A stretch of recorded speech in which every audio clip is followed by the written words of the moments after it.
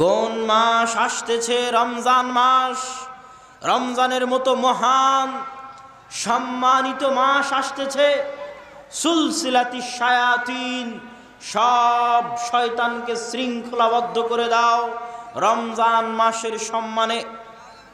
আল্লাহ সুবহানাহু তাআলা রমজান মাসের সম্মানে আসমানের দরজা খুলে দিলেন। রমজান মাসের সম্মানে জান্নাতের দরজা খুলে দিলেন। রমজান মাসের সম্মানে জাহান্নামের দরজা বন্ধ করে দিলেন। রমজান মাসের সম্মানে শয়তানকে শৃঙ্খলাবদ্ধ করলেন। এত সম্মান, এত মর্যাদা, এত প্রস্তুতি আল্লাহর নিকটে রমজান মাসের। আমি এবং আপনি কি প্রস্তুতি নিয়েছি রমজানের জন্য? রমজানকে সামনে রেখে আমার আপনার প্রস্তুতি কি? রমজানকে সামনে রেখে প্রত্যেক মুসলমানের সবচেয়ে বড় যে প্রস্তুতি হওয়া উচিত সেটা হচ্ছে কোরআন পড়া। আশ্চর্য হবেন, আল্লাহ সুবহানাহু তাআলা রমজান মাসের ফজিলত গুরুত্ব বর্ণনা করবেন কোরআনে। তো রমজান মাসের ফজিলত গুরুত্ব বর্ণনা করতে গিয়ে বলছেন, শাহরু রমাদান আল্লাযী উনজিলা ফীহিল কোরআন। জানো ওই প্রোগ্রামের সম্মান কি?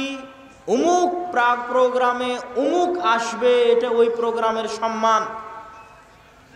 কোন প্রোগ্রামে যদি প্রধানমন্ত্রী আসে তাহলে এটা ওই প্রোগ্রামের সম্মান হিসেবে বিবেচনা করা হয়। তাহলে প্রোগ্রামের গুরুত্ব বলা হচ্ছে, প্রোগ্রামের ফজিলত বলা হচ্ছে ওই প্রোগ্রামে কে আসবে তার সম্মান দিয়ে, তার মর্যাদা দিয়ে। আল্লাহ সুবহানাহু ওয়া তাআলা একইভাবে রমজানের মর্যাদা বর্ণনা করছেন। তোমরা কি জানো রমজান কি? রমজানের মর্যাদা কি? রমজানের সম্মান কি?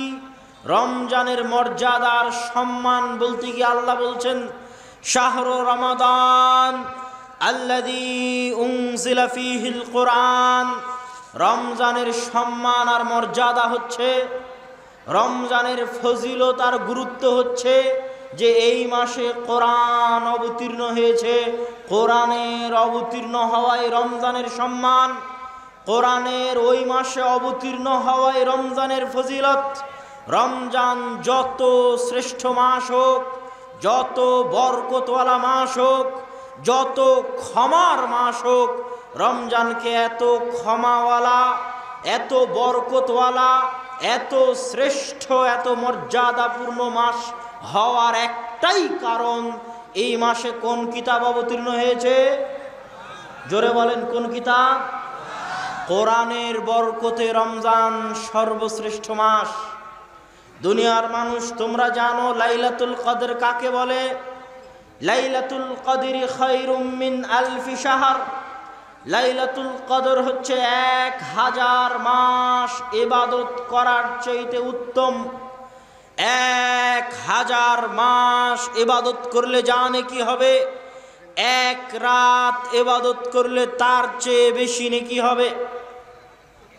তাহলে 1000 মাস মানে 70-80 বছর। 70-80 বছর টানা ইবাদত করলে জানে কি হবে?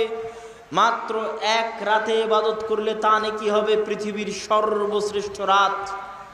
এই রাতের এত মর্যাদা, এত সম্মান কিসের জন্য?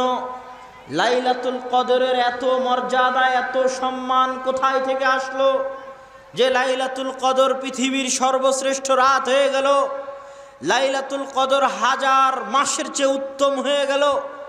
কি কারণে, কিসের কারণে লাইলাতুল কদরের এত মর্যাদা? আল্লাহ বলছেন, ইন্না আনজালনাহু ফি লাইলাতুল কদর। লাইলাতুল কদরের এত মর্যাদা, এত সম্মানের আর কোনো কারণ নাই, একটাই কারণ। লাইলাতুল কদরের সর্বশ্রেষ্ঠ রাত হওয়ার, লাইলাতুল কদরের 1000 মাসের ইবাদতের চাইতে উত্তম হওয়ার একটাই কারণ। লাইলাতুল কদরে কোন কিতাব অবতীর্ণ হয়েছে? কোরআন অবতীর্ণ হয়েছে। আল্লাহু আকবার। এটা হচ্ছে লাইলাতুল কদরের ফজিলত এবং মর্যাদার কারণ কোরআনের বরকতে। রমজান সর্বশ্রেষ্ঠ কোরআনের বরকতে, লাইলাতুল কদর সর্বশ্রেষ্ঠ এই কোরআনের বরকতে। মুহাম্মদ সাল্লাল্লাহু আলাইহি ওয়াসাল্লাম সাইয়্যিদুল আদম, আদম সন্তানের সর্দার। কিয়ামতের মাঠে যেই দিন আদম, নূহ, ঈসা, মূসা, ইব্রাহিম কেউ আলাইহিমুস সালাতু ওয়াস সালাম আল্লাহর সামনে কথা বলার সাহস করবেন না। মান যাল্লাযী ইয়াশফাউ ইনদাহু ইল্লা বিইজনি, কে আছে এত ক্ষমতাওয়ালা দুনিয়াতে, কে আছে এত প্রভাবশালী দুনিয়াতে, কে আছে এত প্রতাপশালী দুনিয়াতে। মান যাল্লাযী ইয়াশফাউ ইনদাহু ইল্লা বিইজনি, কোন মায়ের বেটা এত প্রভাবশালী, এত শক্তিশালী, এত ক্ষমতাওয়ালা দুনিয়াতে আছে যে কিয়ামতের মাঠে আল্লাহর সাথে কথা বলতে পারে? আল্লাহর অনুমতি ছাড়া আছে কি কেউ? আল্লাহর চ্যালেঞ্জ, গোটা দুনিয়াতে এরকম কোনো ক্ষমতাশালী নাই। কিসের রাশিয়ার প্রেসিডেন্ট ভ্লাদিমির পুতিন, কিসের ফ্রাউন, কিসের ইন্দিরা গান্ধী, কে কত ক্ষমতাশালী পৃথিবী থেকে চলে গেছে, কে আছে যে কিয়ামতের মাঠে আল্লাহর সামনে কথা বলতে পারে দাঁড়িয়ে মাথা উঁচু করে? এরকম সাহস কিয়ামতের মাঠে কারো হবে না। ওরা তো বহু দূরের থাক। আল্লাহর প্রিয় বান্দা, আল্লাহর শ্রেষ্ঠ বান্দা, আল্লাহর নিজে হাতে তৈরি করা বান্দা আদম, আল্লাহ যার সাথে কথা বলেছেন সেই বান্দা মূসা, আল্লাহর বন্ধু ইব্রাহিম, আল্লাহ সুবহানাহু ওয়া তাআলা যাকে রূহ পাঠিয়ে বিনা বাপে মুজজা দিয়ে সৃষ্টি করেছেন সেই ঈসা, এত মহান মহান নবী আলাইহিমুস সালাতু ওয়াস সালাম, কেউ কিয়ামতের মাঠে টু শব্দ করার, আল্লাহর দরবারে আল্লাহর সামনে কথা বলার সাহস করবে না। ওই দিন আল্লাহর দাপট, ওই দিন আল্লাহর ক্ষমতা, ওই দিন আল্লাহর প্রভাব, ওই দিন আল্লাহর ভীতি।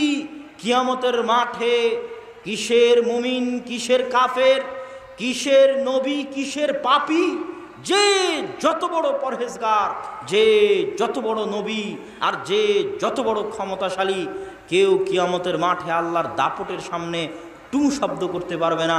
ওই দিন আল্লাহ মুহাম্মদ সাল্লাল্লাহু আলাইহি ওয়াসাল্লামকে মাকাম মাহমুদ, কিয়ামতের মাঠের সর্বোচ্চ সম্মান দিবেন। সেই সর্বোচ্চ সম্মান হচ্ছে আদম থেকে নিয়ে কিয়ামত পর্যন্ত লক্ষ লক্ষ কোটি কোটি বনু আদমের সামনে আল্লাহর সাথে কথা বলার একমাত্র অনুমতি পাবে কে? মুহাম্মদ সাল্লাল্লাহু আলাইহি ওয়াসাল্লাম। তার মতো এত শ্রেষ্ঠ নবীকে এত শ্রেষ্ঠ বানালো কে? কিসের কারণে মুহাম্মদ সাল্লাল্লাহু আলাইহি ওয়াসাল্লাম এত শ্রেষ্ঠ? কি সে আসল কারণ, যেই কারণে মুহাম্মদ সাল্লাল্লাহু আলাইহি ওয়াসাল্লাম এত মহান নবী, এত সর্বশ্রেষ্ঠ নবী? সেই কারণ আর কোনো কারণ নয়, মুহাম্মদ সাল্লাল্লাহু আলাইহি ওয়াসাল্লামের উপর যেই কিতাব অবতীর্ণ হয়েছিল, এটা সেই কোরআন, সেই কিতাবের বরকত। আজ উম্মতে মুহাম্মাদি কিসের জন্য সর্বশ্রেষ্ঠ? উম্মতে মুহাম্মাদের কি আছে? আমার আপনার মতো নাচিজ, নাদান, গুনাহগার, পাপিষ্ঠ আমাদেরকে কিসের জন্য আল্লাহ সুবহানাহু ওয়া তাআলা কুনতুম খায়রা উম্মাতিন উখরিজাত লিন-নাস, তোমরাই সর্বশ্রেষ্ঠ উম্মত। ইহুদিদের চাইতে আমরা কি বেশি করে ফেলেছি? খ্রিস্টানদের চাইতে আমরা কি বেশি করে ফেলেছি? কিসের কারণে আমার মতো পাপী সর্বশ্রেষ্ঠ উম্মত? কিসের কারণে আপনার মতো পাপী, নাচিজ, নাদান সর্বশ্রেষ্ঠ উম্মত? কিসের কারণে? আমাদের বাড়িতে, আমাদের ঘরে কিসের বরকত আছে? কিসের বরকত? উম্মতে মুহাম্মাদির উপর কিসের বরকত আছে? এই কোরআনের বরকতে উম্মতে মুহাম্মাদি সর্বশ্রেষ্ঠ। আল্লাহু আকবার। এতক্ষণ আলোচনার সারমর্ম হচ্ছে রমজানের কোনো শ্রেষ্ঠত্ব নাই কোরআন ছাড়া, লাইলাতুল কদরের কোনো শ্রেষ্ঠত্ব নাই কোরআন ছাড়া, আমার আপনার কোনো শ্রেষ্ঠত্ব নাই কোরআন ছাড়া। রমজান মাসে জন্ম হয়েছে যেই কিতাবের, সেই কিতাবের নাম কি? কোরআন। তাহলে রমজান মাসের সবচেয়ে বড় প্রস্তুতি কি হওয়া উচিত বলেন? রমজান মাসের সবচেয়ে বড় প্রস্তুতি কি হওয়া উচিত? কোরআন। কোরআনবিহীন রমজান কিসের? যেই রমজানের সব শ্রেষ্ঠত্ব, সব ফজিলত, সব মর্যাদা আল্লাহ কোরআনে বর্ণনা করছেন এইভাবে, শাহরু রমাদান আল্লাযী উনজিলা ফীহিল কোরআন। জানো রমজান কোন মাস? রমজানের সব মর্যাদা, সব ফজিলত এই কারণে, আল্লাযী উনজিলা ফীহিল কোরআন, যে রমজান মাসে কোরআন অবতীর্ণ হয়েছে। গোটা রমজান পার হয়ে গেল, চাঁপাইনবাবগঞ্জের কেউ একদিন কোরআন খুলে দেখলো না, আর রমজানের সরিষা সম পরিমাণ দাম নাই, আর রমজানের সিয়াম থাকার চুল পরিমাণ দাম নেই। কিসের রমজান? কোরআন ব্যতীত। রমজানের সম্মানিত কোরআন, রমজানের বরকতিত কোরআন, রমজানের মর্যাদায়িত কোরআন, রমজানের ফজিলতিত কোরআন। অতএব কোরআনবিহীন রমজান প্রকৃত রমজান নয়।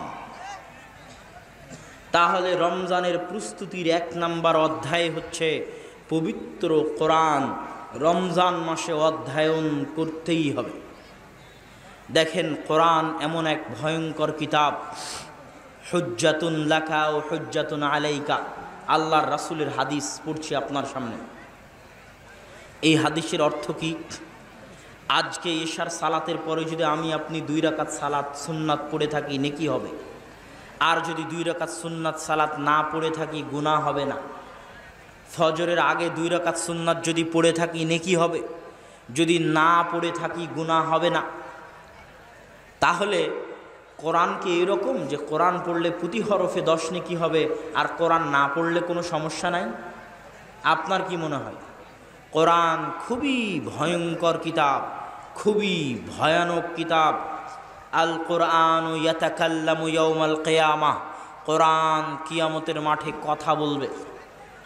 আপনার কাছে আশ্চর্য লাগতে পারে, কোরআন কিভাবে কথা বলবে? আমার প্রশ্নের উত্তর দিবেন, গরু ছাগল কথা বলতে পারে? গরু ছাগল কথা বলতে পারে? আমি আপনি কথা বলতে পারি? তো গরু ছাগলকে কথা বলতে দাও, কথা বলার সুযোগ দিল না, আমাকে কথা বলার সুযোগ দিল, সেই সত্তা কে? আল্লাহ। আল্লাযী আনতাকাকুম, যে আল্লাহ গরু ছাগলকে কথা বলার সুযোগ দেয়নি, আমার আপনার মতো নাচিজকে কথা বলার শক্তি দিয়েছে, ওই আল্লাহ কি কোরআনকে কথা বলার শক্তি দিতে পারে না? পারে। আল কোরআন ইয়াতাকাল্লামু ইয়াউমাল কিয়ামাহ। কোরআন কিয়ামতের মাঠে কথা বলবে।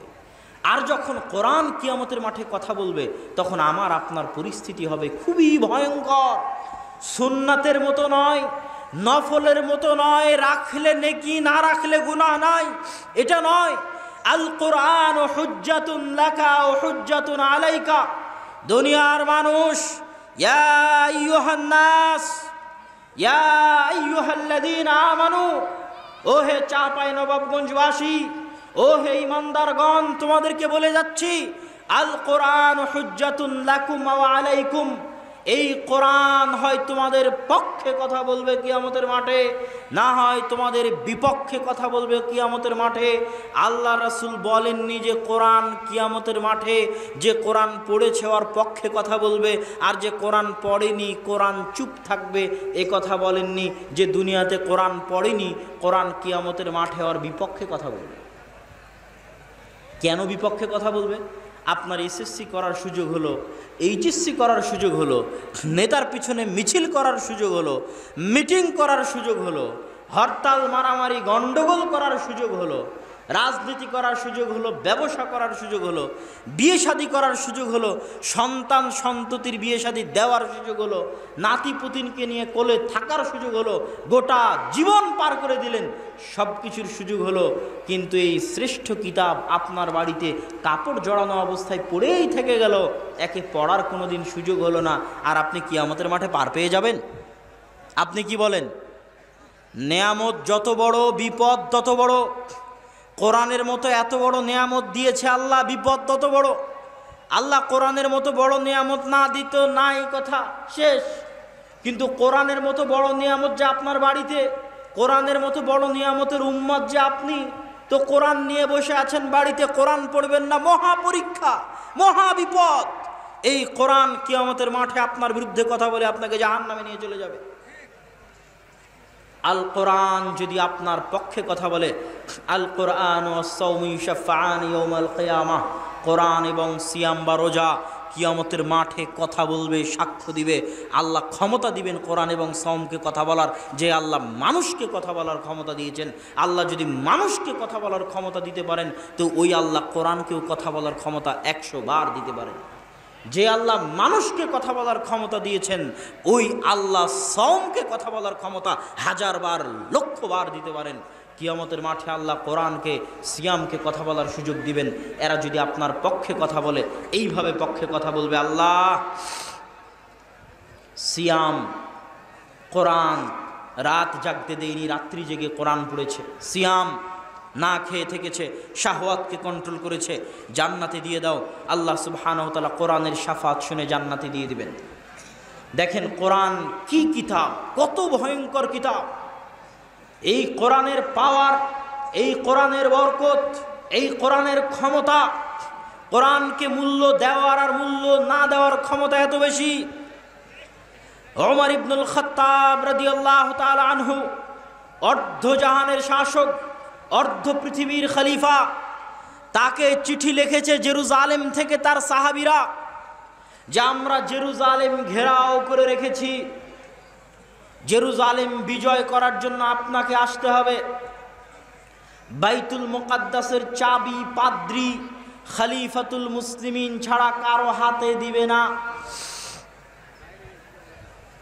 ওমর রাদিয়াল্লাহু তাআলা বললেন, আনা আতি, আমি আসছি। আমি আসছি বলে উনি এই যে রওনা দিলেন, জীর্ণ শীর্ণ কাপড় পরে, টুটা ফাটা তালি দেওয়া কাপড় পরে, রাখালকে উটের পিঠে রেখে নিজে রশি ধরে টানছেন। এই মুহূর্তে উনি ওল্ড জেরুজালেম, পুরাতন জেরুজালেম শহরের প্রবেশ মুখে। হাজার হাজার, লক্ষ লক্ষ খ্রিস্টান পাদ্রী অপেক্ষায় আছে, আসবে অর্ধজাহানের শাসক। 4000 সাহাবী অপেক্ষায় আছে, আসবেন আমিরুল মুমিনিন।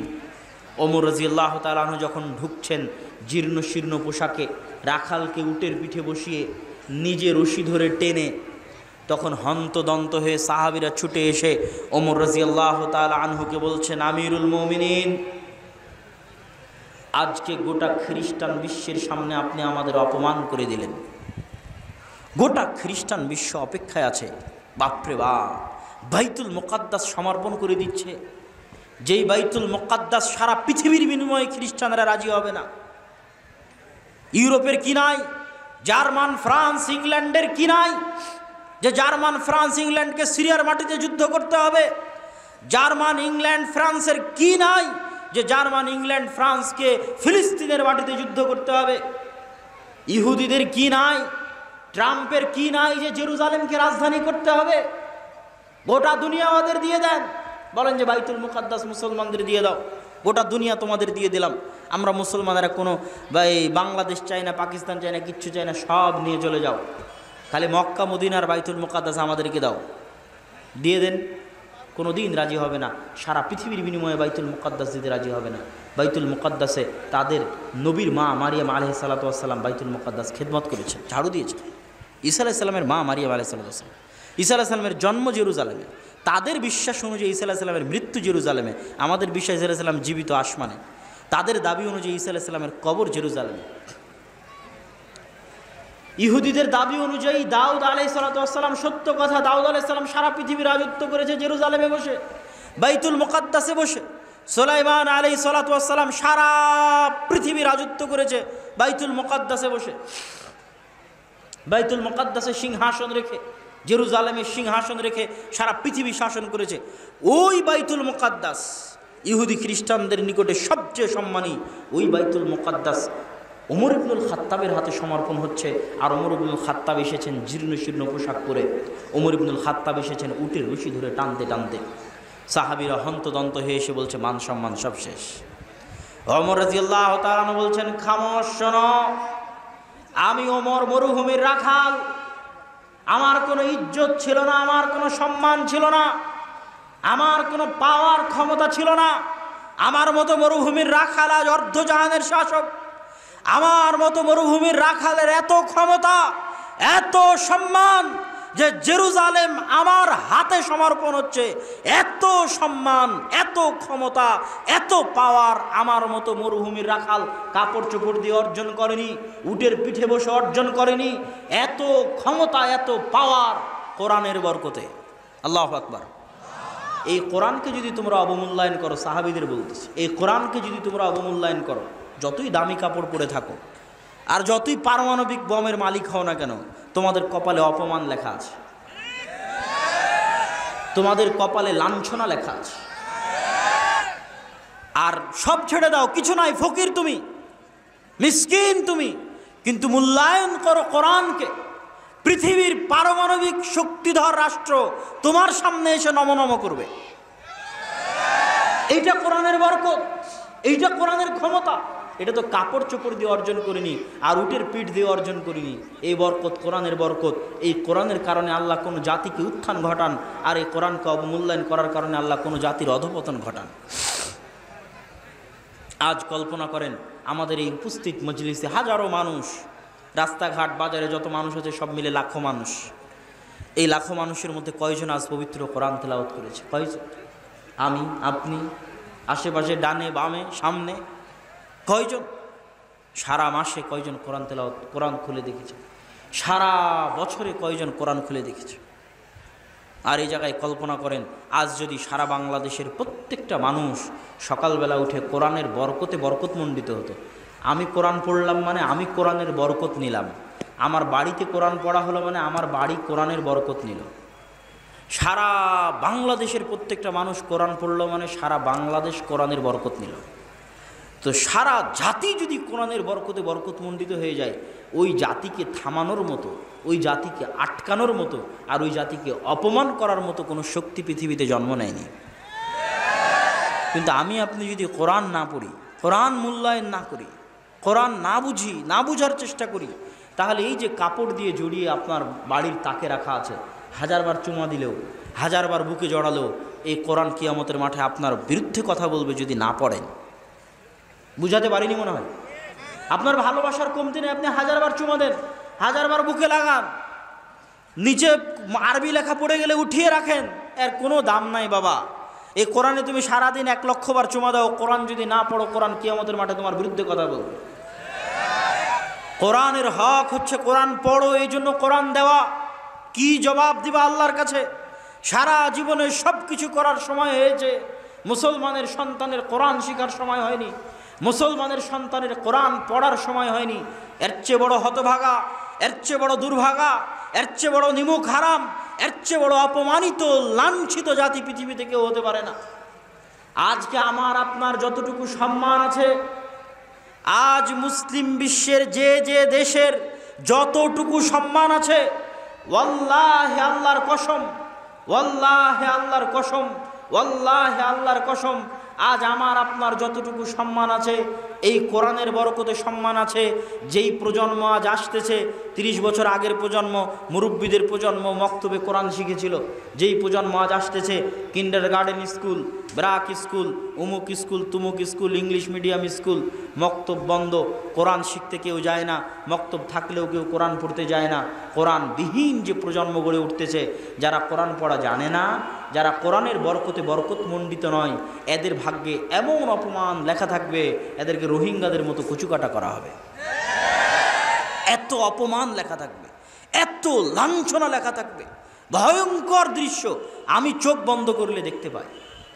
কিন্তু ওটার থেকে উদ্ধার করতে পারে একটাই জিনিস, সেটা হচ্ছে কোরআন পড়ো, কোরআন শিখো। আরে তুমি ডাক্তার হও, ইঞ্জিনিয়ার হও, যা হও, কিন্তু প্রতিদিন সকাল তোমার শুরু হবে কোরআনের বরকত দিয়ে। তুমি নিজে কোরআনের বরকতে বরকতমণ্ডিত হবে, গোটা পরিবার কোরআনের বরকতে বরকতমণ্ডিত হবে, গোটা দেশ, গোটা জাতি কোরআনের বরকতে বরকতমণ্ডিত হবে।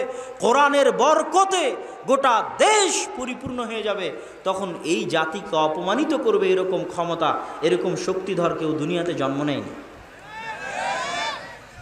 সম্মানিত উপস্থিতি, কোরআন শিক্ষার গুরুত্ব বুঝাতে গিয়ে আপনাকে বলি, আপনাদের এই চাঁপাইনবাবগঞ্জ অঞ্চলের মানুষের মসজিদগুলোতে মক্তব চালু আছে, এটা আমার জরিপ।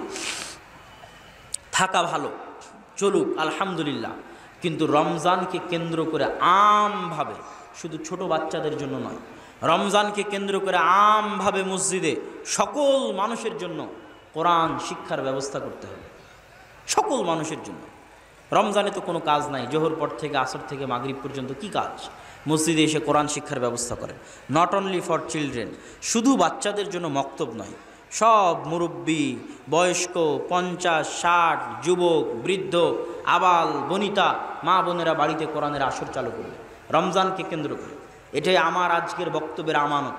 দোহাই লাগে আল্লাহ সুবহানাহু ওয়া তাআলার, আনশুদুকুম বিল্লাহ, আল্লাহ সুবহানাহু ওয়া তাআলার ওয়াস্তে আপনাদেরকে বলছি, রমজান মাসের সবচেয়ে বড় প্রস্তুতি হচ্ছে কোরআনের বরকতে গোটা চাঁপাইনবাবগঞ্জ জেলাকে বরকতমণ্ডিত করে দিন।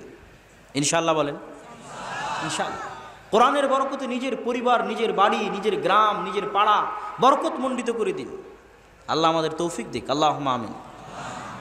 সব বক্তব্যের সব কথা ভুলে গেলে একটা কথা মনে রেখে যাবেন, এখন যে কথাটা বলতেছি,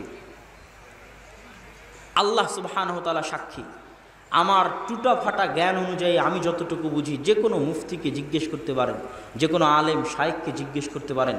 ওয়াল্লাহি আল্লাহর কসম, ওয়াল্লাহি আল্লাহর কসম, ওয়াল্লাহি আল্লাহর কসম, আপনার গ্রামের মসজিদে একটা টাইলস লাগিয়ে দিলে আপনার জানে কি হবে?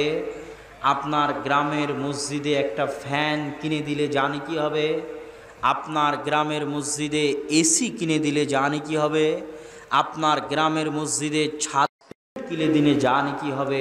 গ্রামের একটা ভাঙ্গা বেড়া, ভাঙ্গা টিনের মসজিদে কোরআন শিক্ষার ব্যবস্থা করলে আল্লাহর কসম, আল্লাহর কসম, আল্লাহর কসম, ওই রকম লাখো এসি দান করার চাইতে, ওই রকম কোটি টাইলস দান করার চাইতে, ওই রকম শত ব্যাগ সিমেন্ট দান করার চাইতে, ওরকম 1000 টন রড দান করার চাইতে বেশি নেকি হবে একটা কোরআনের আসর চালু করলে ইনশাআল্লাহ। বক্তব্যের সব অংশ ভুলে গেলে এই একটা অংশ আপনাদের হাতে ধরি, পায়ে ধরি, এই একটা অংশ ভুলে যাবেন না। যদি মসজিদের উন্নয়নের কথা আসে, সবার আগে যেন আমার এই কথা মাথায় থাকে যে আব্দুল্লাহ বিন আব্দুর রাজ্জাক বলে গেছিল সুবাগ হাই স্কুল মাঠে, কি বলে গেছিল? যে একটা মসজিদের ছাদের রডের ব্যবস্থা করতে, সিমেন্টের ব্যবস্থা করতে, টাইলসের ব্যবস্থা করতে, একটা মসজিদের এসির ব্যবস্থা করতে খরচ করলে জানে কি হবে? ওই দেয়ার চরাঞ্চলে, নদীর ওপারে চরাঞ্চলে একটা ভাঙ্গা টিন, ভাঙ্গা বেড়ার মসজিদে যদি আমি কোরআন শিক্ষার ব্যবস্থা করে দিতে পারি, তার চেয়ে 1000 গুণ, লাখো গুণে বেশি নাকি হবে ইনশাআল্লাহ। এই একটা কথা। আব্দুর রাজ্জাক বিন ইউসুফ আপনাদের শ্রদ্ধেয়, আপনাদের গ্রামের, আপনাদের এলাকার মানুষ, আসবেন, বক্তব্য দিবেন, তার পুরো বক্তব্য যদি ভুলে যান, আমার এই একটা কথা যেন না ভুলেন, এটা আমার করজোরে রিকোয়েস্ট। কোরআনের বরকতে রমজান মাসে গোটা চাঁপাইনবাবগঞ্জ যতজন এখানে উপস্থিত হয়েছেন, নিজ নিজ এলাকায় ফিরে গিয়ে আজকেই সিদ্ধান্ত নেবেন কোরআনকে কেন্দ্র করে সবার জন্য, আবাল বৃদ্ধ বনিতা শিশু বয়স্ক সকলের জন্য কোরআনের দার্স উন্মুক্ত হবে। নারীরা কোরআন শিখবে, বৃদ্ধরা কোরআন শিখবে, বাচ্চারা কোরআন শিখবে, দোয়া শিখবে। কোরআনের বরকতে গোটা জাতিকে বরকতমণ্ডিত করতে হবে। এটা রমজানের সবচেয়ে বড় প্রস্তুতি। কোরআনবিহীন রমজানের কোনো মূল্য নাই। রমজানের সব সম্মান কোরআনের বরকত, লাইলাতুল কদরের সব সম্মান কোরআনের বরকত। সম্মানিত উপস্থিতি, রমজান মাসের দ্বিতীয় প্রস্তুতি, রমজান মাসের দ্বিতীয় প্রস্তুতি যদি আপনাকে বলি, তাহলে সবার আগে আপনাকে বুঝতে হবে শয়তান কাকে বলে, শয়তান কি করতে পারে। আমরা দুনিয়াতে যত মানুষ গুনাহ করি, সব মানুষ আমাদের নিজেদের অন্তরকে কন্ট্রোল করতে না পারার জন্য গুনাহ করি। আর কোনো কারণ নাই দুনিয়াতে গুনাহ করার। যে জেনা করছে ও অন্তরকে কন্ট্রোল করতে পারে না, তাই জেনা করছে। যে সুদ খাচ্ছে ও অন্তরকে কন্ট্রোল করতে পারে না, তাই সুদ খাচ্ছে। যে চুরি করছে ও অন্তরকে কন্ট্রোল করতে পারে না, তাই চুরি করছে। আর কোনো কারণ নাই গুনাহের, একটাই কারণ, সেটা হচ্ছে আমাদের অন্তরের ওপর কন্ট্রোল ক্ষমতা দুর্বল। কেন? আমাদের এই অন্তরের ওপর ক্ষমতা আছে শয়তানের। কার ক্ষমতা আছে? এই ক্ষমতা আল্লাহ শয়তানকে দিয়েছে। শয়তান অনেক শক্তিশালী, অনেক পাওয়ারফুল। শয়তানের ক্ষমতা বলতে গিয়ে রাসূল সাল্লাল্লাহু আলাইহি ওয়াসাল্লাম বলেন, মা মিন মাউলুদিন ইল্লা ইয়ামাসসুহু শাইতান। এমন কোন আদম সন্তান দুনিয়াতে জন্মগ্রহণ করে না যে আদম সন্তান জন্ম নেওয়ার পরে সর্বপ্রথম তার গায়ে শয়তানে টাচ করে না, স্পর্শ করে না, এমন কোনো আদম সন্তান দুনিয়াতে জন্মগ্রহণ করে না। আর এই স্পর্শ করা কাল্পনিক রূপক অর্থে নয়, বাস্তবে স্পর্শ করা। হাত্তা ইস্তাহিল্লা সারেখা, শয়তানের স্পর্শে ওই ছোট বাচ্চা কেঁদে ওঠে। তাহলে শয়তানের সাথে আমাদের সম্পর্ক এত মজবুত, এত শক্তিশালী, আমাদের উপর শয়তানের প্রভাব এত মজবুত, এত শক্তিশালী যে জন্ম হওয়ার পরে সবার আগে কে আমাদেরকে স্পর্শ করার সুযোগ পেয়েছে? শয়তান। ইল্লা মারিয়াম ও ইবনুহু, তবে মারিয়াম এবং তার সন্তান ঈসাকে শয়তান স্পর্শ করেনি। আল্লাহু আকবার। দ্বিতীয় হাদিস, রাসূল সাল্লাল্লাহু আলাইহি ওয়াসাল্লামের, এমন কোন আদম সন্তান পৃথিবীতে নাই ইল্লা ওয়ালাহু কারিনান, যে আদম সন্তানের দুটো বন্ধু নাই। কারিনুম মিনাল মালাইকা ওয়া কারিনুম মিনাশ শাইতান, একটা হচ্ছে শয়তান বন্ধু, আর একটা হচ্ছে ফেরেশতা বন্ধু। জন্মের পর থেকে এখানে যত জন বসে আছে প্রত্যেকের সাথে দুইজন করে আছে। আমার সাথে দুইজন আছে, এনার সাথে দুইজন আছে, প্রত্যেক মানুষের সাথে দুইজন আছে, একটা ফেরেশতা একটা শয়তান, একটা ফেরেশতা একটা শয়তান। তাহলে শয়তান আমাদের সাথে কত ওতপ্রোতভাবে জড়িত। এগুলো কি আপনার কাছে কাল্পনিক মনে হয় না বাস্তব? বাস্তব, এগুলো কাল্পনিক নয়। দেখেন, যদি কাল্পনিক হয় তাহলে পৃথিবী সৃষ্টির আর কোনো রহস্য বাকি থাকে না। কি করতে আল্লাহ পৃথিবী সৃষ্টি করবেন আর আমাকে আপনাকে সৃষ্টি করবেন? আপনি যদি একটা গেম খেলেন, গেম খেলার মতো যদি ভিলেন না থাকে যাকে ধরে আপনি মারবেন, এরকম যদি কোনো ভিলেন না থাকে, ওই গেম খেলে তো মজা নাই। পৃথিবীতে আপনি একটা গেম চালু করে দিয়েছে আল্লাহ সুবহানাহু ওয়া তাআলা। শুরুতেই আমরা, আমাদের ভিলেন ইবলিস আর তার বাহিনী, যাও আদম সন্তানকে পথভ্রষ্ট করো।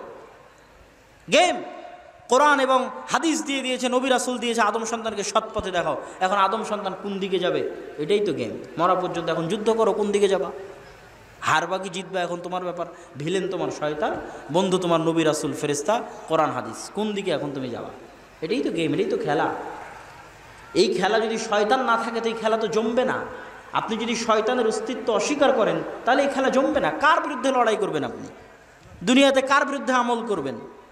কে আপনাকে পথভ্রষ্ট করবে? কে আপনাকে গুনাহের দিকে ডাকবে? শয়তান শপথ করেছে, আদমের কারণে যদি জাহান নামে যাওয়া লাগে তো আমি একাই জাহান নামে যাব না। এত সহজ যে আদমকে সিজদা না করার কারণে আমাকে জাহান নামে যেতে হবে, আমি একাই জাহান নামে যাব না। ওয়ালা উজিল্লান্নাহুম ওয়ালা উমান্নিয়ান্নাহুম ওয়ালা আমুরান্নাহুম, অবশ্যই আদম সন্তানকে পথভ্রষ্ট করবই করব। শয়তানের শপথ কোরআনে। অবশ্যই আদম সন্তানকে ডান দিক থেকে বাধা দিব সিরাতে মুস্তাকিমে যেতে, আদম সন্তানকে বাম দিক থেকে বাধা দিব সিরাতে মুস্তাকিমে যেতে, আদম সন্তানকে সামনে থেকে বাধা দিব সিরাতে মুস্তাকিমে যেতে, আদম সন্তানকে পিছে থেকে বাধা দিব সিরাতে মুস্তাকিমে যেতে। লায়ার সুদু লায়াজলিসু লিকুল্লি মারসাদ, শয়তান আদম সন্তানের প্রত্যেকটা পদক্ষেপে অপেক্ষারত থাকে যেন ওই প্রত্যেকটা ধাপ তাকে ভুল পথে পরিচালিত করতে পারে শয়তান। এটা শয়তানের শপথ, এটা শয়তানের টার্গেট। এই জন্য কোরআনে আল্লাহ বলেছে, ইন্নাশ শাইতানা লাকুম আদুউম মুবিন, শয়তান তোমাদের প্রকাশ্য শত্রু। আমেরিকা, ইসরায়েল, ইহুদি, খ্রিস্টানদের গালি দিয়ে লাভ নাই। ওই আমেরিকা, ইসরায়েল, ইহুদি, খ্রিস্টান, হিন্দু, এদের সাথে আপনার কবে যুদ্ধ হবে কেউ জানে না। কিন্তু সকাল থেকে সন্ধ্যা পর্যন্ত জন্মের পর থেকে আপনাকে জাহান নামে নিয়ে যাচ্ছে যে শয়তানটা, ওর সাথে তো যুদ্ধ শুরু করেন। বুঝতে পারেননি মনে হয়? ও তো আপনার সাথে আছে, এখনও আছে। ও তো সবচেয়ে বড় শত্রু। আল্লাহ কোরআন এটাই বলেছে, ইন্নাশ শাইতানা লাকুম আদুউম মুবিন। শয়তান যদি নাই থাকবে, শয়তান নাই যদি নাই থাকবে, তুমি কোরআন পড়তে চাও? ঠিক আছে, কোরআন পড়ার আগে বলবা আউযু বিল্লাহি মিনাশ শাইতানির রাজিম। হে আল্লাহ, আপনার নিকটে পরিত্রাণ চাই বিতাড়িত শয়তান হতে। এই সালাত আদায় করতে চাও? সালাত আদায়ের মধ্যে কোরআন তেলাওয়াত করতে হবে। শুরুতে বলবা আউযু বিল্লাহি মিনাশ শাইতানির রাজিম। হে আল্লাহ, আপনার নিকটে পরিত্রাণ চাই বিতাড়িত শয়তান হতে। শয়তান যদি নাই থাকবে তো 14 বারই দোয়া পড়ে লাভ কি? কথা মানে বুঝাতে পারিনি আমি। আমি কি আপনাদেরকে কথা বুঝাতে পেরেছি? কি লাভ হাজারবার লক্ষবার এই দোয়া পড়ে? মানে শয়তান এত ভয়ঙ্কর, শয়তানের অস্তিত্ব এত বাস্তব যে মুসলমান কোরআন পড়লে আগে শয়তান থেকে বাঁচতে চাও, অনেক ভয়ঙ্কর। শয়তান থেকে বাঁচার দোয়া পড়ো, বিশাল ভয়ঙ্কর। সালাত আদায় করতে চাও, শয়তান থেকে বাঁচার দোয়া পড়ো, বিশাল ভয়ঙ্কর। এত ভয়ঙ্কর, এত ভয়ঙ্কর যে কোরআন খুললেই শয়তান, হাদিস খুললেই শয়তান, দোয়া পড়লেই শয়তান। রাসূল সাল্লাল্লাহু আলাইহি ওয়াসাল্লাম বলছেন, ইদা দাখালা আহাদুকুম ফি বাইতিহি ওয়ালাম ইয়াযকুর ইসমাল্লাহ, যখন তোমাদের কেউ কোনো বাড়িতে প্রবেশ করে আর বাড়িতে প্রবেশ করার সময় আল্লাহর নাম নিল না। আল্লাহর নাম কি? আসসালাম। সালাম কার নাম? সালাম কার নাম? আল্লাহর নাম। সালাম মানে শান্তি। যখন কেউ বাড়িতে প্রবেশ করে এবং আল্লাহর নাম না নেয়, আসসালামু আলাইকুম না বলে, তখন শয়তান চিৎকার করে বলে, সঙ্গী সাথী, এই বাড়ি মাবিতুকুম ওয়া আশাউকুম, এই বাড়ি তোমাদের থাকার জায়গা, এই বাড়ি তোমাদের খাওয়ার জায়গা। তো দেখেন, সালাম দিবেন তো সালামের সাথে শয়তানের সম্পর্ক। হাদিস বলছে প্রত্যেকটা দোয়া, প্রত্যেকটা ইবাদত, সবগুলোর সাথে খালি শয়তানের সম্পর্ক। মানে গোটা ইসলাম খালি আপনাকে বলছে, বাপরে বাপরে বাপ, এটা করো শয়তান থেকে বাঁচো, এটা করো শয়তান থেকে বাঁচো, এটা করো শয়তান থেকে বাঁচো, এটা না করলে শয়তান, ওটা না করলে শয়তান, ওটা না করলে শয়তান। গোটা ইসলাম সাজানো আছে শয়তান দিয়ে। আর ওই শয়তানকে আমি আপনি মনে করেছি কাল্পনিক। যদি তোমাদের কেউ ইদা আকালা আহাদুকুম ওয়া লাম ইয়াযকুর ইসমাল্লাহ, যদি তোমাদের কেউ খায় বিসমিল্লাহ না বলে, ইয়াকুল মাআহু শয়তান, ওরা শুধু শয়তান খায়। খেতে গেলাম তাও শয়তান, সালাম দিতে গেলাম বাড়িতে তাও শয়তান।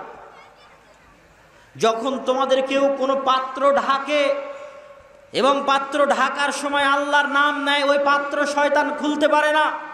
যখন তোমাদের কেউ দরজা বন্ধ করে, বন্ধ করার সময় আল্লাহর নাম নেয়, ওই দরজা শয়তান খুলতে পারে না।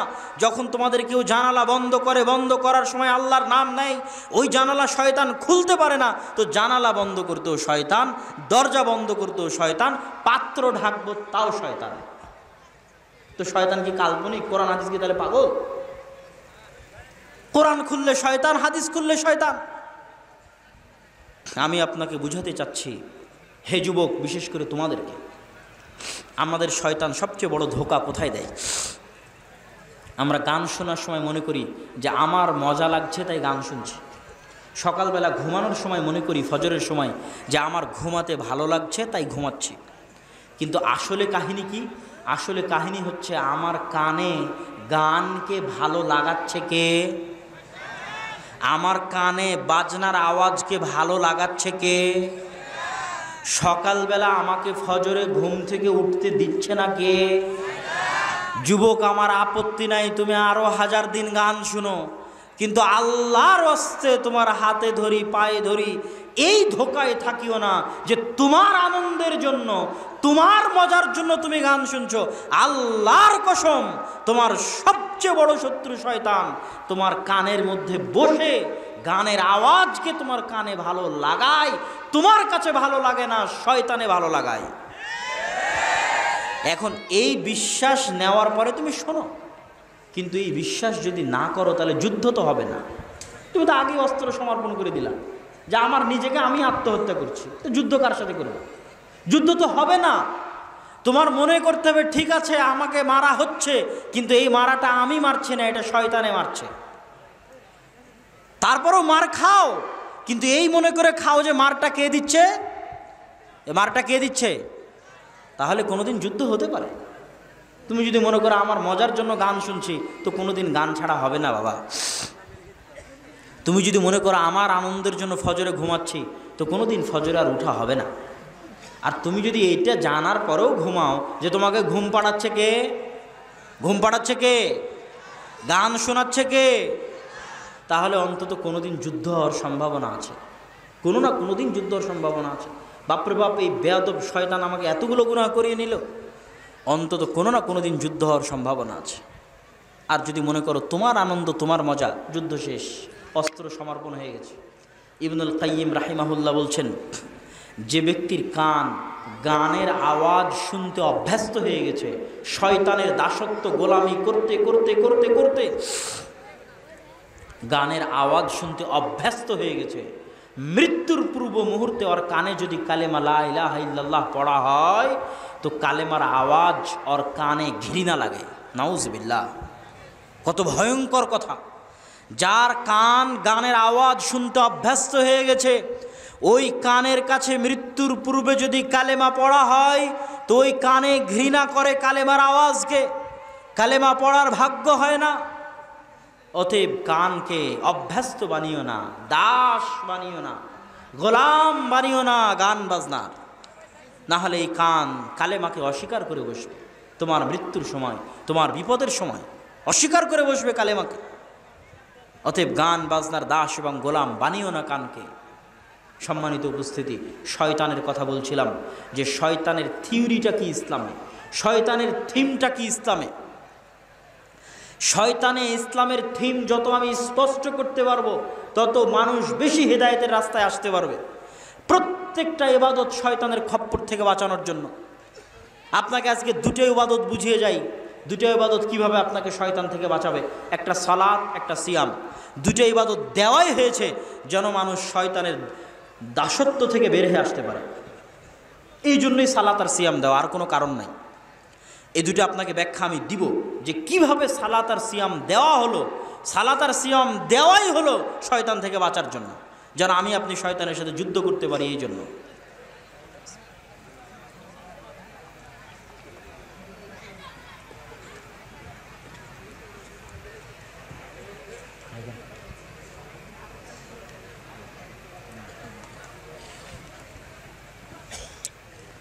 সালাত এবং সিয়াম। প্রথমে আসি সালাত।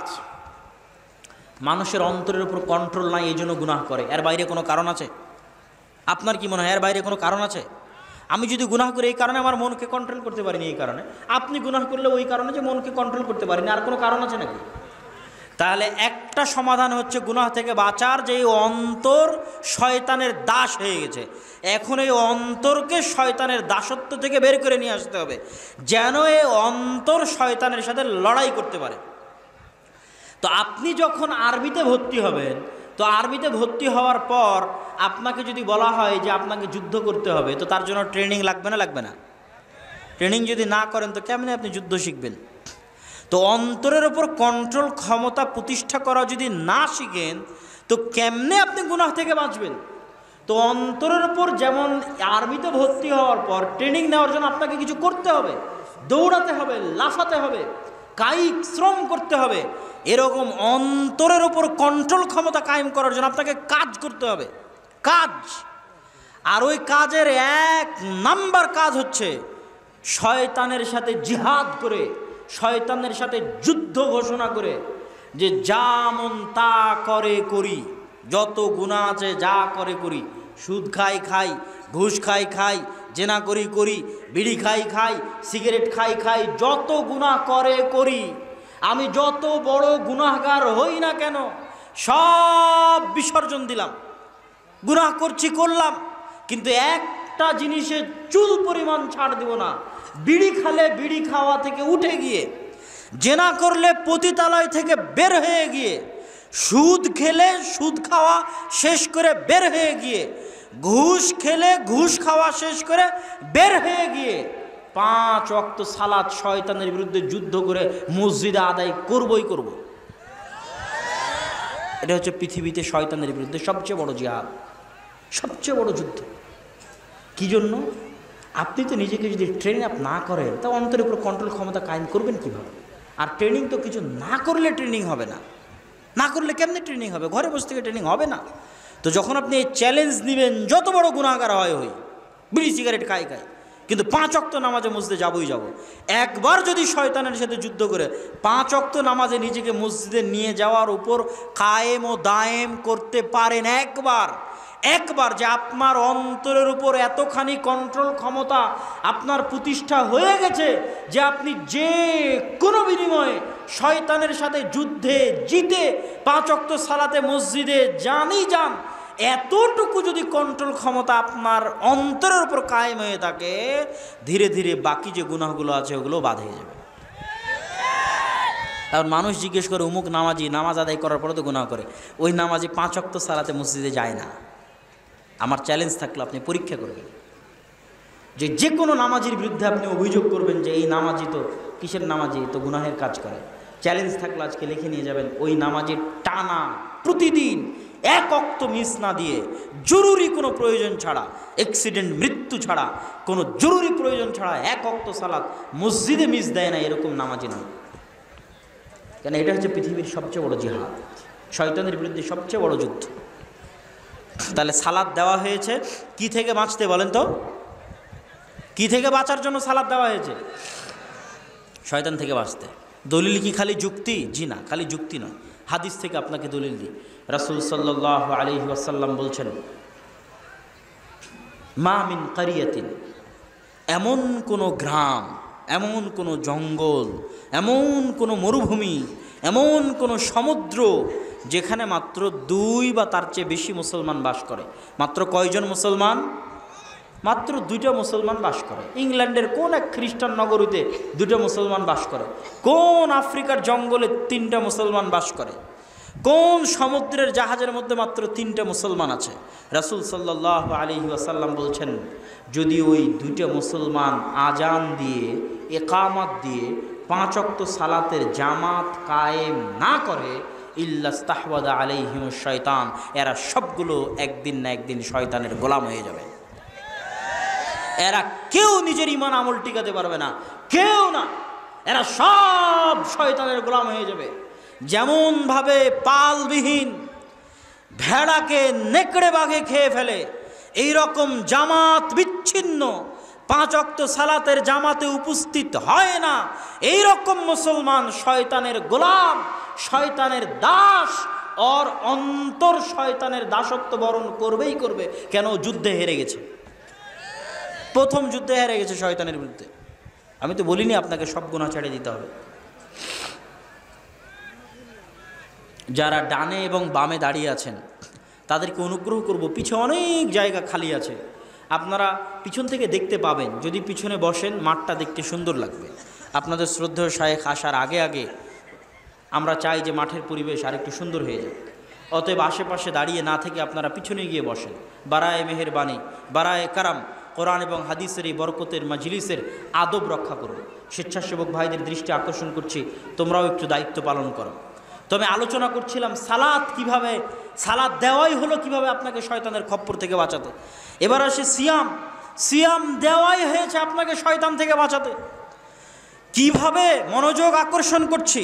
হে চাঁপাইনবাবগঞ্জবাসী, হে সুভাগবাসী, সিয়াম দেওয়াই হয়েছে শয়তানের কবল থেকে, শয়তানের দাসত্ব থেকে, শয়তানের ষড়যন্ত্র থেকে মুসলমানকে বের করে আনার জন্য। কি জন্য? রাসূল সাল্লাল্লাহু আলাইহি ওয়াসাল্লাম বলেছেন, ইন্নাশ শাইতানা ইয়াজরি মাজরাদ দাম, শয়তানের এত পাওয়ার, শয়তানের এত ক্ষমতা যে শয়তান মানুষের রগে রগে চলতে পারে, রক্ত কণিকা, রক্ত নালীতে চলতে পারে, এত ক্ষমতা শয়তানের। ইবনুল কাইয়িম রাহিমাহুল্লাহ বলছেন, যখন মানুষ রোজা রাখে, যখন মানুষ সিয়াম রাখে, না খেয়ে থাকার কারণে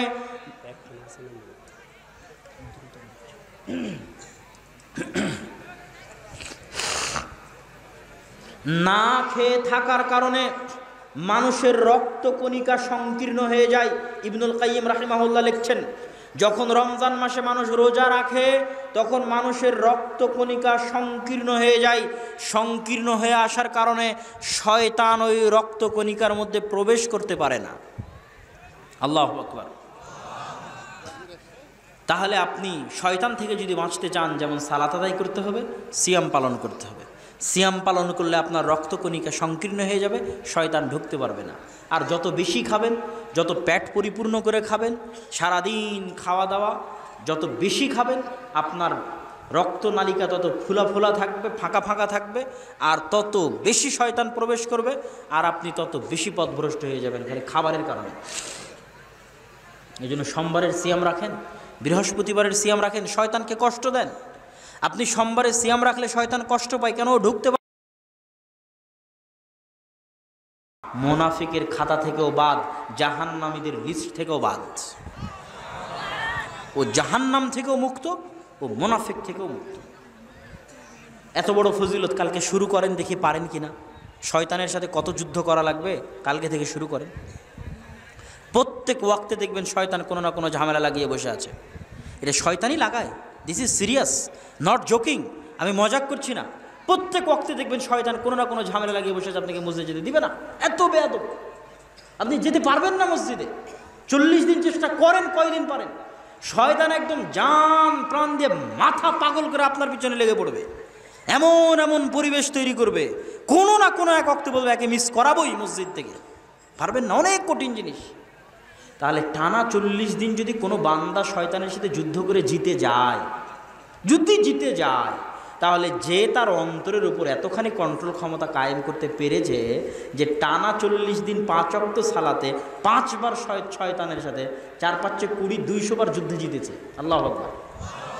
তো যার অন্তর টানা 40 দিন 200 বার শয়তানের সাথে জিততে পারে যুদ্ধ করে, এতখানি কন্ট্রোল ক্ষমতা ওর অন্তরের উপর আছে, ও জাহান্নামে যাওয়ার মতো পাপ আসলে করতে পারবে না, সম্ভব হবে না ওর দ্বারা করা।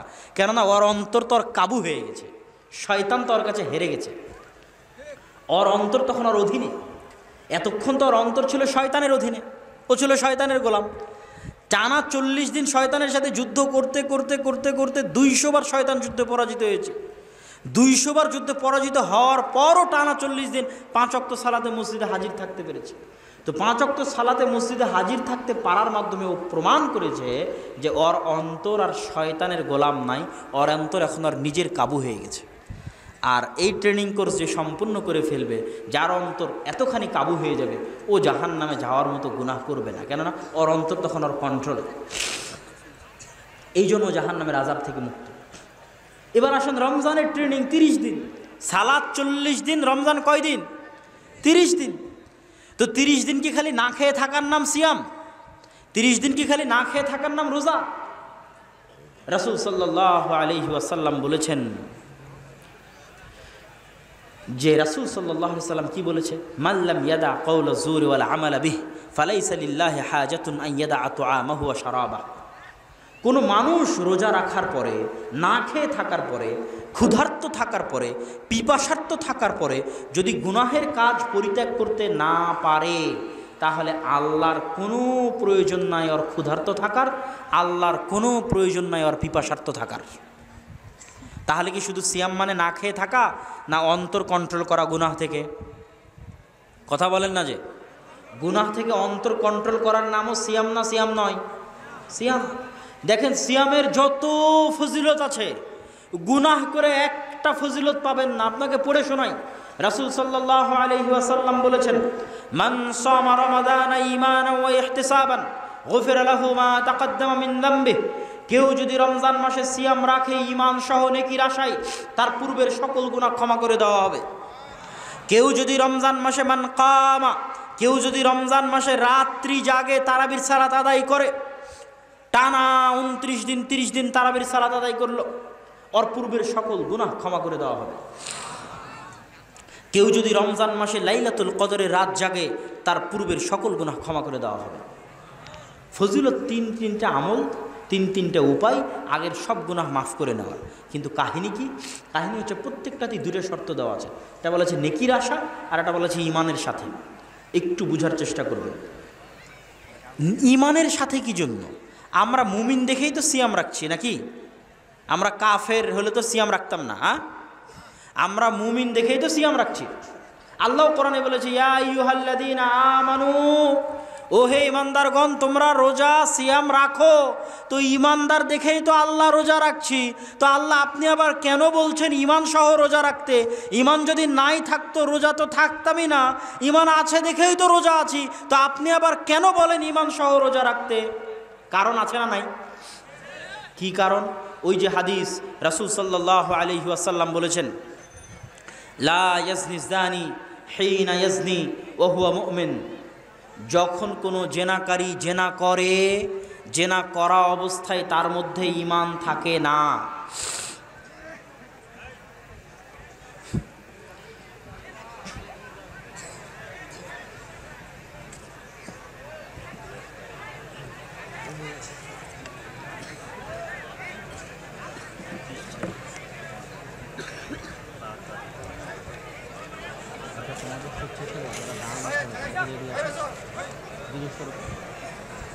আমরা সবাই চুপচাপ বসে থাকি, বিশৃঙ্খলা করার প্রয়োজন নাই।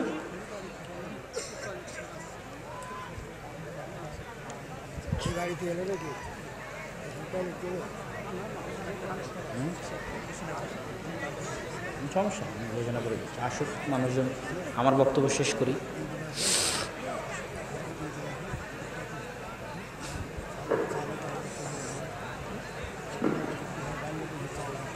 পিছনে অনেক জায়গা আছে, যেহেতু আপনাদের শ্রদ্ধেয় শেখ আব্দুর রাজ্জাক বিন ইউসুফ চলে এসেছে, সেহেতু আপনারা যারা চলাচল করছেন, হাঁটাহাঁটি করছেন, রাস্তাঘাট বাজার, সবাই প্রতিষ্ঠানে প্যান্ডেলে উপস্থিত হন। তো গাড়িতে কি? ও আচ্ছা আচ্ছা, এই গাড়িতে আসেনি তো, এটা গাড়ি এভাবে নিয়ে আসার তাহলে কি দরকার? না আসছে, কিন্তু এই গাড়িতে নাই, এসেছে, আমি তো জানি এসেছে। তাহলে আপনারা বিশৃঙ্খলা না করে আমার আলোচনাটা শুনেন।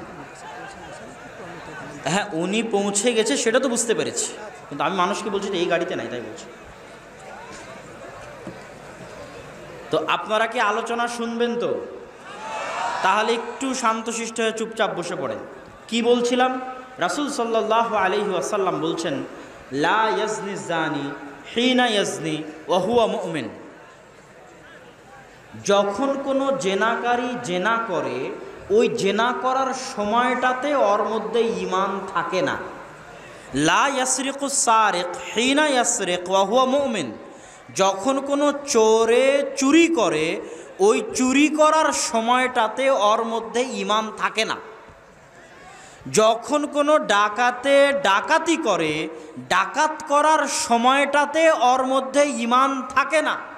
যেই সময়টাতে ও জেনা করছে, ওই সময়টাতে ওর মধ্যে আর ঈমান নাই, ঈমান উঠে গেছে। আবার জেনা শেষ হয়ে গেলে আবার ফিরে আসবে ঈমান।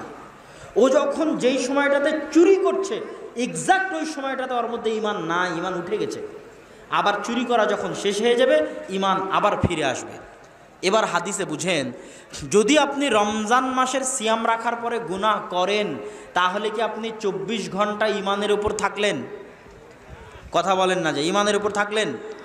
কেননা যখনই আপনি গুনাহ করছেন, তখন কি আর আপনার মধ্যে ঈমান আছে ওই সময়টাতে?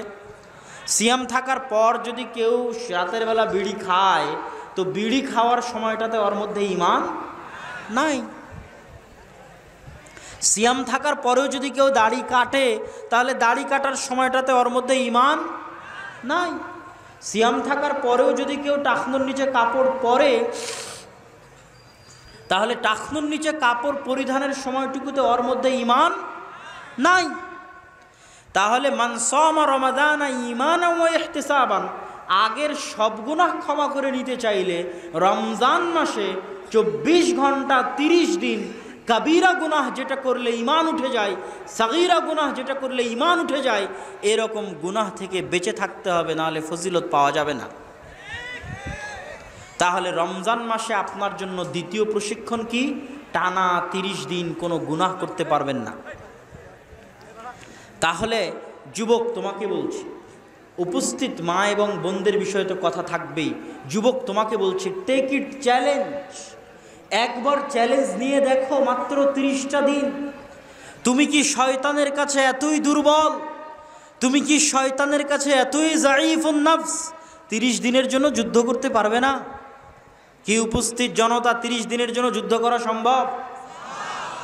চাঁপাইনবাবগঞ্জের মানুষ এমনি শক্তিশালী, হয়তো 30 দিন কি শয়তানের বিরুদ্ধে লড়াই করা যাবে না? যাবে না? যাবে না? তো 30 দিনের জন্য অন্তরকে প্রস্তুত করে নেন যে মাত্র 30টা দিন। আচ্ছা, 30 দিনের পরে যদি আপনার গুনাহ করার দরকার হয়, করিয়ে। ওইটা বলার দরকার নেই যে আমি তওবা করে একদম ভালো হয়ে যাব, তাহলে ভালো হতে পারবেন না। তাহলে নিজে কি ভয় লাগবে, বাপরে বাপ, এটা তো ছাড়তে পারবো না।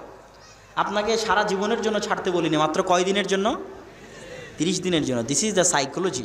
আল্লাহ মানুষের সাইকোলজি বুঝে। মানুষকে যদি আল্লাহ বলে তুই সারা জীবনের জন্য ভালো হয়ে যায়, মানুষ পারবে না? পারবে? মানুষ পারবে না। আল্লাহ মানুষের সাইকোলজি বুঝে। এই জন্য মানুষকে আল্লাহ বলছে মাত্র কয় দিনের জন্য ভালো হও? মাত্র 30 দিন। টেক ইট চ্যালেঞ্জ যুবক। শয়তানের কাছে এত দুর্বল, এত পরাজিত, এত লজ্জিত, এত অপমানিত, শয়তানের এত গোলাম হয়েও না যে রমজান মাসের 30টা দিন শয়তানের সাথে লড়াই করতে পারবে না। যে রমজানের 30টা দিন গুনাহ থেকে বিরত থাকতে পারে না, ওর চেয়ে হতভাগা, ওর চেয়ে হতভাগা, ওর চেয়ে হতভাগা আসমানের নিচে জমিনের উপর কেউ নাই। অতএব রমজানের এই 30টা দিন টেক ইট চ্যালেঞ্জ, এটাকে চ্যালেঞ্জ হিসেবে গ্রহণ করো যে কোনো মূল্যে। আল্লাহর রাস্তে, আল্লাহর সন্তুষ্টির জন্য যেমন না খেয়ে থাকছি, শয়তানে ঢুকতে পারে না। এমনি তো বন্দি আছে 11 দিন, তো 11 মাস তো এই রক্তের মধ্যে চলেছে না চলেনি? তো 11 মাস যে চলেছে অর্থ প্রভাব আছে না নাই? তো যখন না খেয়ে থাকবেন তখন প্রভাব কমবে। পাশাপাশি 30 দিন চ্যালেঞ্জ, শয়তানের বিরুদ্ধে যুদ্ধ, মহাযুদ্ধ 30 দিনের জন্য। তৃতীয় বিশ্বযুদ্ধ ঘোষণা করে দিলাম এই রমজান মাসে শয়তানের বিরুদ্ধে। কোনো গুনাহ তুই শয়তান আমাকে দিয়ে করাতে পারবি না, অন্তত রমজান মাসে ইনশাআল্লাহ। আল্লাহ তুমি কবুল করো, আল্লাহুম্মা আমিন। মা ও বোনদের বিরুদ্ধে শয়তান কি করে? শয়তানের সবচেয়ে বড় এজেন্ডা হচ্ছে মা এবং বোন, সবচেয়ে বড় এজেন্ডা। দলিল, রাসূল সাল্লাল্লাহু আলাইহি ওয়াসাল্লাম বলছেন, ইবলিস সমুদ্রের মধ্যে, আটলান্টিক মহাসমুদ্রও হতে পারে, প্রশান্ত মহাসমুদ্রও হতে পারে, কোনো এক মহাসমুদ্রের মধ্যে ইবলিস বিশাল সিংহাসন নিয়ে বসে। সারা দিন শেষে সব শয়তান জমা হয়, আমার শয়তান, আপনার শয়তান, সব শয়তানকে জমা হয়।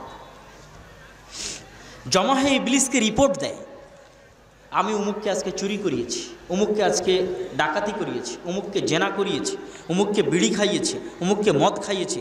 ইবলিস খালি শুনতে থাকে, শুনতে থাকে, শুনতে থাকে। যখন একজন বলে আজ অমুক জায়গায় স্বামী স্ত্রীর মধ্যে তালাক করিয়ে দিয়েছে, ইবলিস লাফ দিয়ে উঠে কোলাকুলি করে। আল্লাহ রাসূলের হাদিস। তাহলে ইবলিসের সবচেয়ে বড় এজেন্ডা হচ্ছে পরিবার ধ্বংস করার এজেন্ডা। কি ধ্বংস করার এজেন্ডা? পরিবার।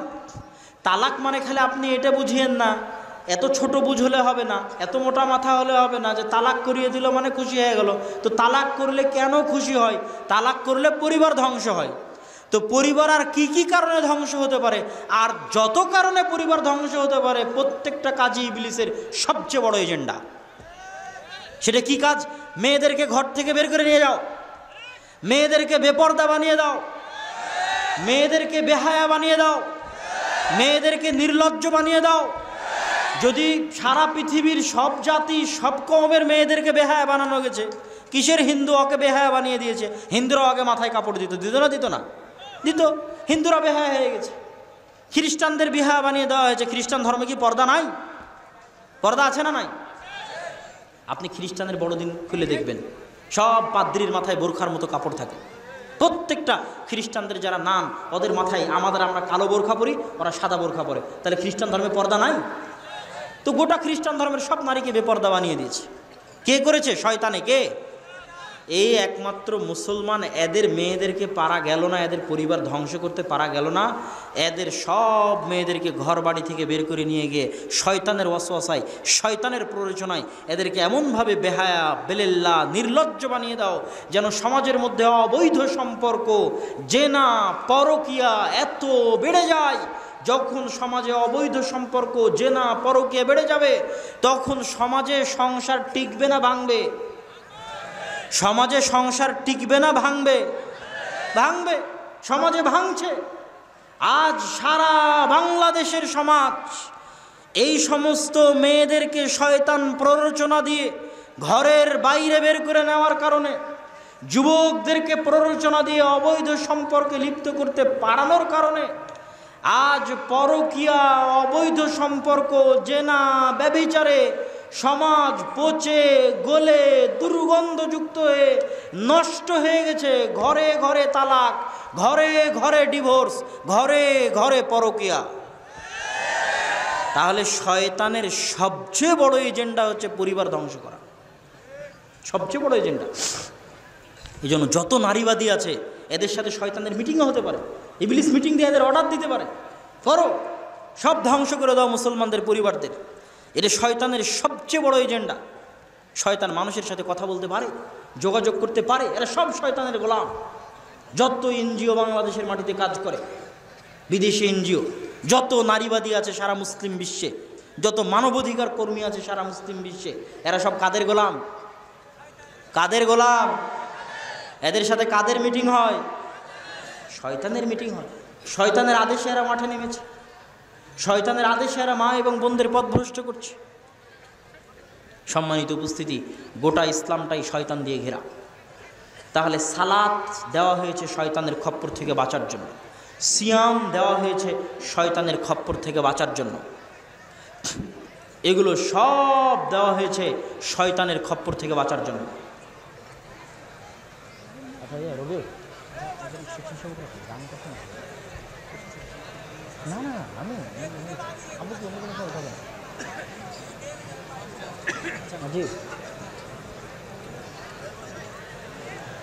আমি আমার আলোচনার শেষের দিকে চলে এসেছি। আলোচনার শেষ পয়েন্ট, রমজানের প্রস্তুতির 1 নম্বর পয়েন্ট ছিল কোরআন তেলাওয়াত। রমজানের প্রস্তুতির 2 নম্বর পয়েন্ট ছিল গুনাহ থেকে বেঁচে থাকা। রমজানের প্রস্তুতির শেষ পয়েন্ট শাবান মাসের সিয়াম। কি জন্য শাবান মাসের সিয়াম রমজানের প্রস্তুতি?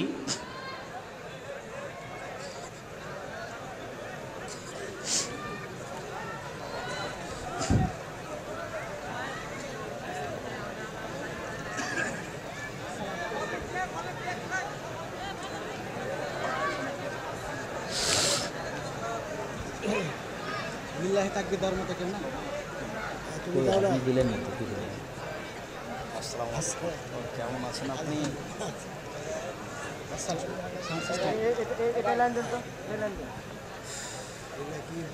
আচ্ছা, শাবান মাসের সিয়াম কি জন্য রমজানের প্রস্তুতি?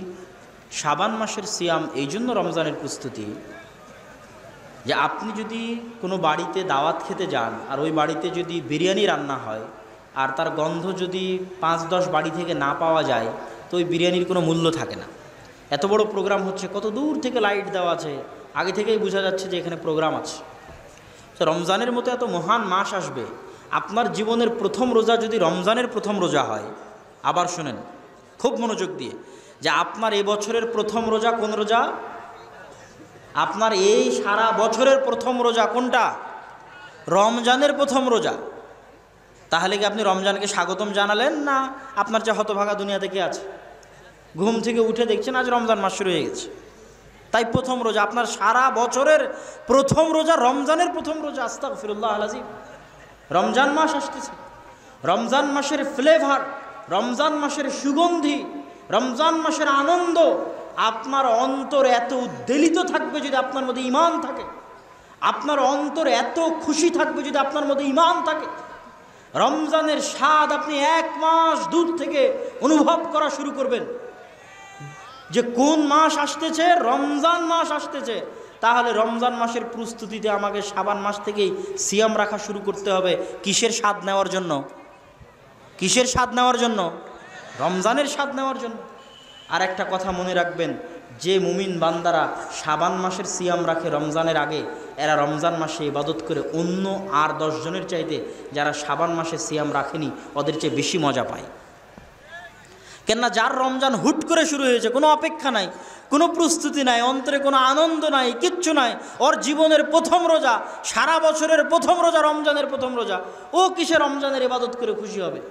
আর যার অন্তর এত উদ্বেলিত রমজানের আগমনে যে শাবান মাস থেকে প্রস্তুত রমজান মাসের সিয়াম রাখবে, তাই শাবান মাস থেকে সিয়াম রাখতেছে, 1 মাসের পথ থেকে ও রমজানের স্বাদ নিচ্ছে, রমজানের মজা নিচ্ছে, আনন্দ নিচ্ছে।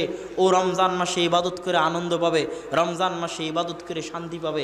এই জন্য যে রমজানের প্রথম রোজা আর ওই বছরের প্রথম রোজা নয়, বরং রমজানের জন্য আগে থেকেই প্রস্তুত ছিল, এই মহান মাসের জন্য আগে থেকেই প্রস্তুত ছিল। ঘুম থেকে উঠে দেখেনি যে রমজান শুরু হয়ে গেল। 1 মাস আগে থেকে পরিবার জানে শাবান মাসের সিয়াম হচ্ছে কেন, রমজান আসতেছে। 1 মাস আগে থেকে গোটা বাংলাদেশ জানে শাবান মাসের সিয়াম হচ্ছে কেন, রমজান আসতেছে। 1 মাস আগে থেকে কেউ সিয়াম রাখেনি, হুট করে একদিন ঘোষণা হলো আজ নাকি রমজান। এটা রমজান হলো, এটা রমজানের মান সম্মান থাকলো? রমজানকে আপনি গুরুত্ব দিলেন, রমজানকে আপনি মর্যাদা দিলেন, সম্মান দিলেন? দিলেন না।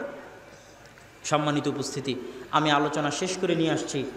রমজানের প্রস্তুতি স্বরূপ 1 নাম্বার কি বলেছি আপনাদের বলেন তো, জোরে বলেন কি? কোরআন তেলাওয়াত। গোটা চাঁপাইনবাবগঞ্জ রমজান মাসে কিসের বরকতে বরকতমণ্ডিত হবে? ইনশাআল্লাহ বলেন।